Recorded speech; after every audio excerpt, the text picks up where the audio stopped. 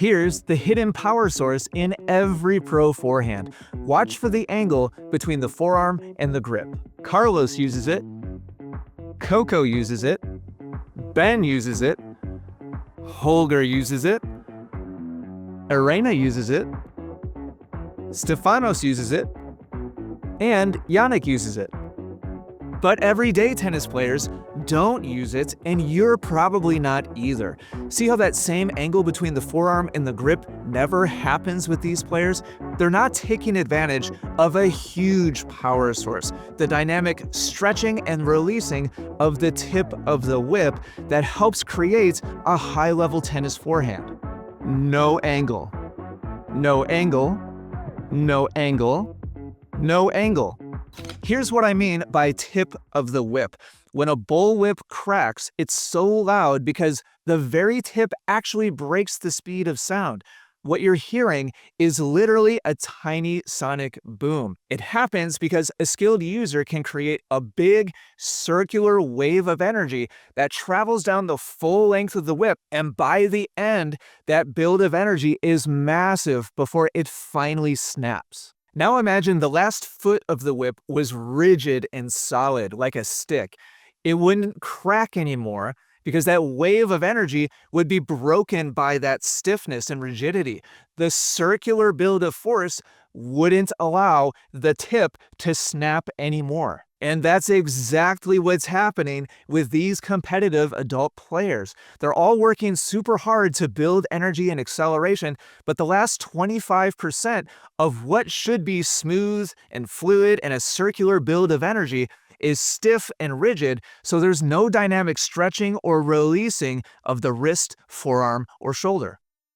Now watch the pros again. Look at how freely the hand, the wrist, and the tip of the racket are allowed to move. Everything from the shoulder down is super loose and relaxed, so that circular wave of energy is allowed to build and then snap freely through the point of contact. If you want to know the exact solution to this problem, stay with me today. I'm about to show you how an everyday tennis player went from this swing to this swing in less than an hour.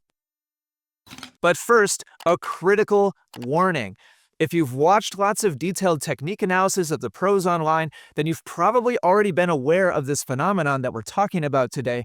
But here's where everybody gets off track.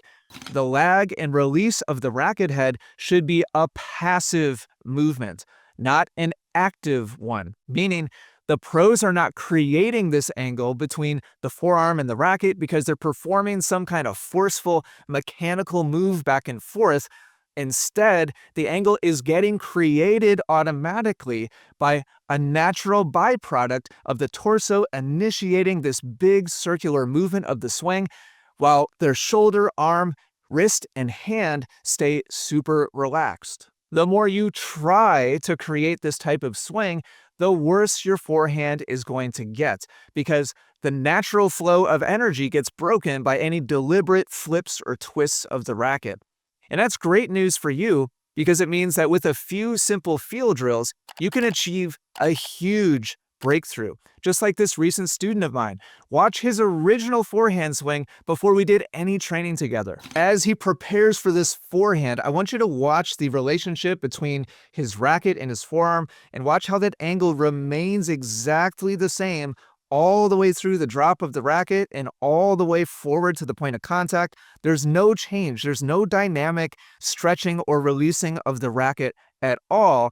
And what that results in often is a very forced mechanical flip of the racket afterwards, but it doesn't make any sense because there's no dynamic circular release of the racket. So that's why this ends up looking super forced and angular and tight and tense. Watch him hit a couple in slow motion now, and watch that relationship between no lag, no stretch, and no dynamic release. And so a very forced, jerky finish. He's kind of trying to force a modern forehand.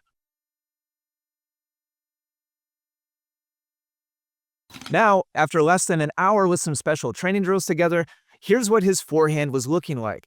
Look at the angle of his racket relative to his forearm, and watch how much more smooth and natural the follow-through looks.